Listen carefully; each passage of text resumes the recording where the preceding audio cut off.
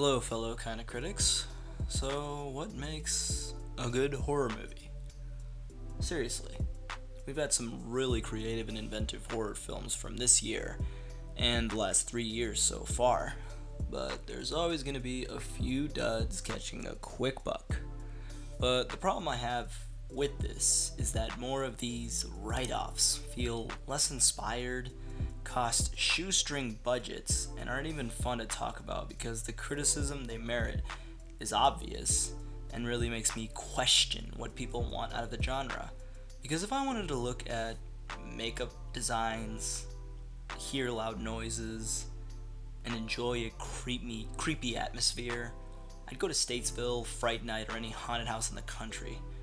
I'd rather pay $60 for a fast pass to these things than $10 for The Boy or Slender. The horror genre was founded on creative and inventive ideas for small budgets, and even the bad mock-ups or films riding the coattails of slashers and other subgenres were competent and even made for a great cult film that we probably watch today. But now the late 2000s have shown us that it just takes a few $1,000,000 grabbing a structure by the balls and complete disregard of quality anywhere else that could make for a perfect disposable horror film that are both forgettable and almost too similar when standing side by side. I'm talking about this because the possession of Hannah Grace is not only garbage that feels like the first draft of an idea, but one that was rushed out into theaters with a director that didn't care, actors that tried to care, and for a production company that saw only money. But why release a horror movie a week after highly marketed properties for better films at the end of November?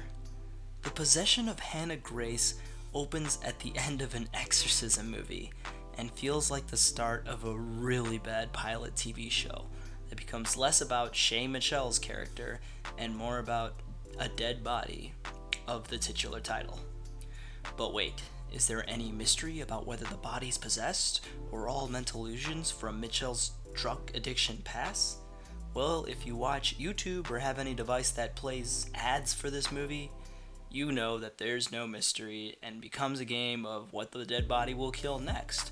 Or when can we expect the plot twist that explains why a demonic possessed body doesn't just possess all the dead bodies in the morgue or kill everyone in a hospital given their capabilities? The answer only responds to the first question, and it's up for you to care. In terms of direction, the best I could say is that the long cuts are too boring and cliche for the narrative, and cuts that try to create tension are cut so short that it becomes a choppy mess. Also, the worst offense this movie did as a big middle finger to the audience is shake the camera, literally shake the camera when the demon lifts 2 feet in the air and also lifts someone 2 feet in the air to snap their neck. Yep, that was supposed to be a thing, like the Snapchat filter faces from Truth or Dare. It's impossible to tell who this movie was for. It feels like the title, originally called Cadaver, was made on the spot, only to create a completely different movie out of that structure, marred by terrible CGI that completely destroys the honest work that came from the makeup effects and the dedicated performance by Kirby Johnson. Every character, including Mitchell, probably enjoyed their strict arcs and boring dialogue, and I won't blame them for never mentioning this movie in their future career, because this is something that people will remember and forget, and try to forget because they remembered.